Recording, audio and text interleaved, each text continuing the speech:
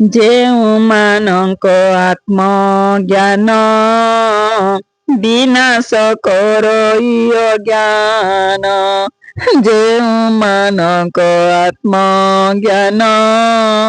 ବିନାଶ କରଇ ଅଜ୍ଞାନ, ଯେ ଆତ୍ମଜ୍ଞାନ ଶୁଦ୍ଧ ଭାବ ବ୍ରହ୍ମ ସ୍ୱରୂପେ ପାଏ ଠାବ, ଯେପରି ସୂର୍ଯ୍ୟ ରଶ୍ମି ଦେଇ ଜଳୀୟ ବାଷ୍ପକୁ ସେ ନେଇ, ମେଘ ଯେ ହୁଅଇ ସଜନ ଢାଙ୍କଇ ସୂର୍ଯ୍ୟଙ୍କୁ ବହନ, ସେପରି ପରମାତ୍ମା ଜାଣ ମାୟାରେ ହୁଅଇ ଆଚ୍ଛନ୍ନ,